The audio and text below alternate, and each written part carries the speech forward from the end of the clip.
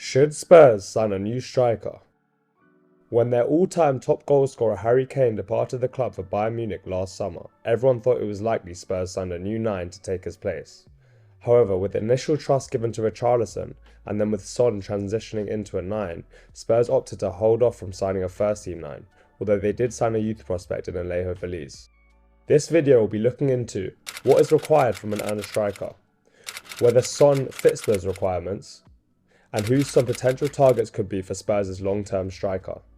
But first, please subscribe to the channel if you are new, and also leave the video a like as that really helps us grow the channel, but also leave a comment below on what you think about the Spurs striker situation. But without further ado, let's get into this. So what does Ange want from his striker?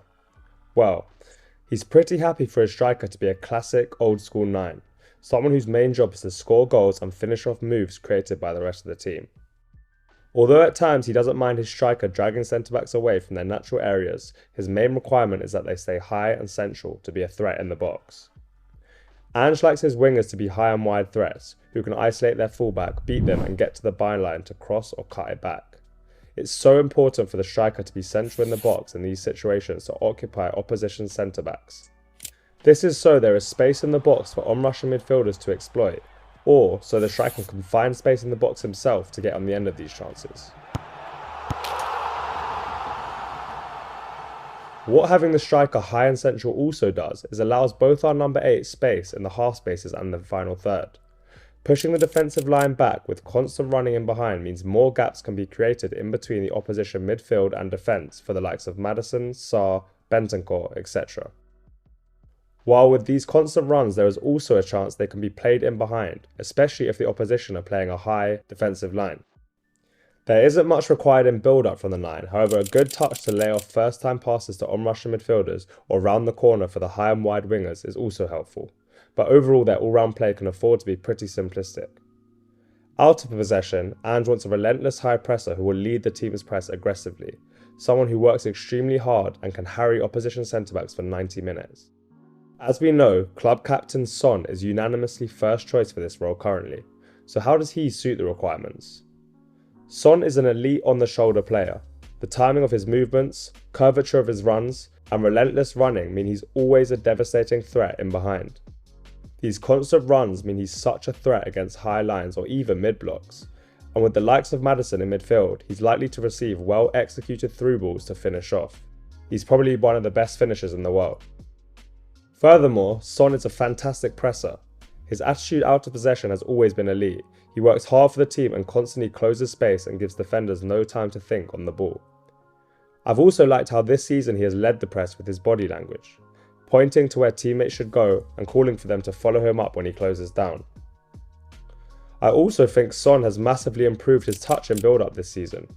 He's demonstrated some really nice first-time layoffs before spinning and making runs in behind, which are really effective for our system.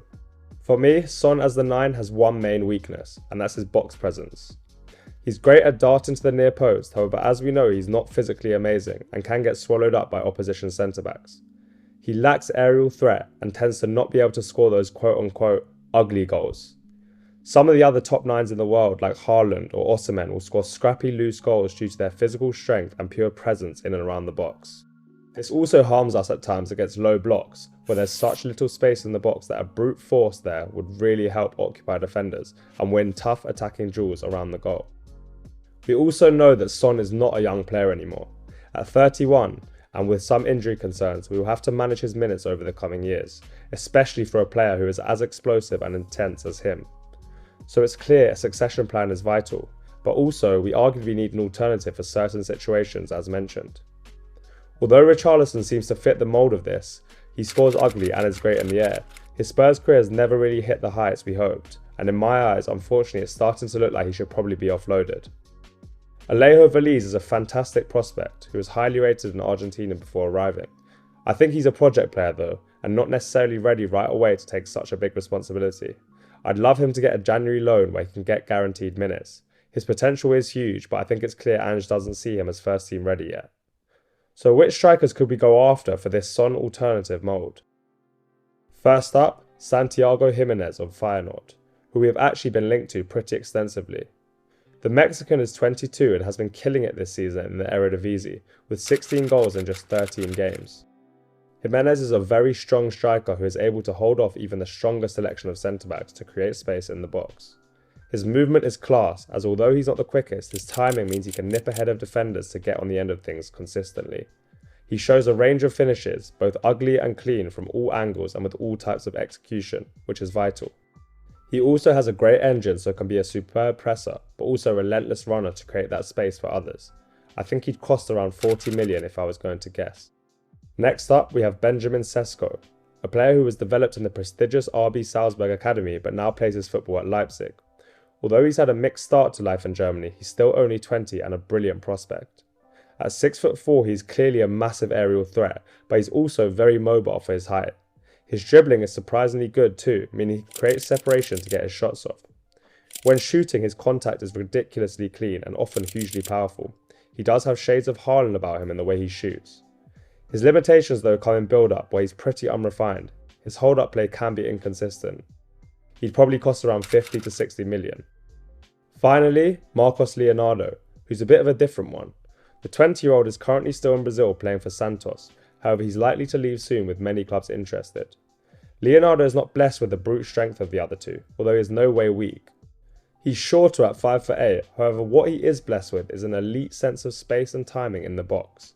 He's a true fox in the box, whose knack for finding space means he can often get goals where there seems to be no space at all. He's ridiculously sharp and scores with all types of finishes. He's also good aerially despite his height. He loves to spin off centre-back's blindside and therefore is a nightmare to mark. He probably costs around 25 million, so it'd be on the cheaper side, but by no means is he a worse option.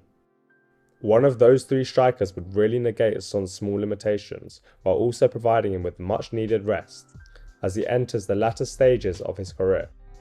Thanks for watching, we hope you enjoyed this video.